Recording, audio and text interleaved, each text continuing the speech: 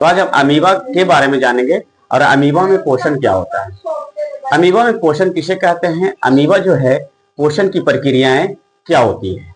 प्यारे बच्चों, अगर हम जंतुओं की पोषण की बात करें और अमीबा की पोषण की बात करें तो सेम प्रोसेस है, लेकिन जंतुओं जो होती है वो बहुकोशिकीय होती हैं और अमीबा जो होता है एक कोशिकीय होता है। जंतु की बात जब हम कल किए थे तो उसमें हम बताए थे कि जंतु जो है वो भोजन को सबसे पहले अंतःग्रहण करता है, फिर भोजन को वो पचाता है, फिर भोजन जो पचता है उसका वो अवशोषण होता है, फिर कोशिका यानी जो पौष्टिक तत्व जो है वो कोशिका तक जाकर ऊर्जा बनाता है और इसके बाद फिर भोजन का क्या हो जा रहा था, उत्सर्जन हो रहा था। ये सारी प्रक्रियाएं जो है, ये सारी क्रियाएं जो है अमीबा के साथ भी होता है।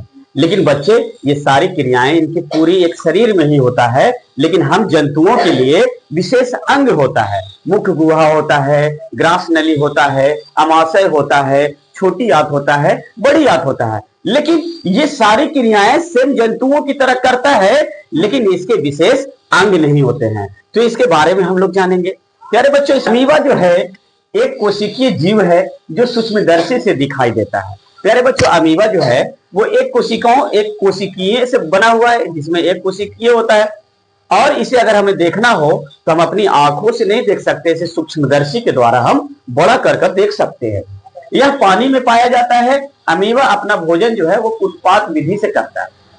वीडियो के अंत में बताएंगे कि कुटपात विधि क्या होता है और वो कैसे अपनी भोजन को पकड़ता है। कि इसका कोई निश्चित आकार नहीं होता है, अमीबा का कोई निश्चित आकार नहीं होता है। जैसे आप देखिए कि इस तस्वीर में आप देखिए कि ये क्या है, अमीबा का चित्र है। क्या है बच्चे, अमीबा का चित्र है और अमीबा में बीच में जो दिखाया गया है वो क्या है, केंद्रक है। और केंद्रक क्या है, सारी क्रियाओं को नियंत्रण करता है। केंद्रक क्या करता है, सारी क्रियाओं को नियंत्रण करता है। और इसके क्या होता है, ऊपरी भाग में क्या होती है, कोशिका झिल्ली होता है, जो क्या करता है, अमीबा को रक्षा करता है। क्या करता है, अमीबा को रक्षा करता है। और इसी में एक रसधानी होता है जो भोजन को पचाने और जल को संतुलन करने में क्या करती है, मदद करती है। तो प्यारे बच्चों, आप इसमें देखिए कि अमीबा है और ये कोई खाद्य पदार्थ है, भोजन है।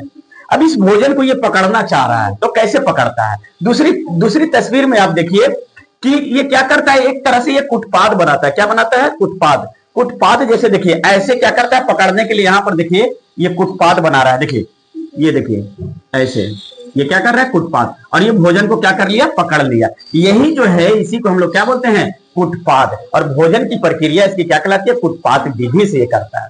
तो प्यारे बच्चों, ये कुटपात विधि से क्या कर लिया, भोजन को क्या कर लेता है, पकड़ लेता है। और इस तरह से भोजन को पकड़ने के बाद ये अपने क्या करता है, शरीर के अंदर लेकर जाता है और फिर उस भोजन का क्या होता है, अवशोषण होता है। जैसे आप यहां देख सकते हैं कि अमीबा में पोषण कैसे होता है। सबसे पहले वो क्या करता है, अमीबा जो है वो भोजन को अंतःग्रहण करता है, उसे कुटपात विधि से भोजन को पकड़ लेता है। और मतलब क्या होता है, जैसे ये अमीबा है तो इस तरह से जो ये कुटपात बना, इसी में ये क्या करता है, भोजन को पकड़ता है और उसी तरह से शरीर के अंदर लेकर जाता है।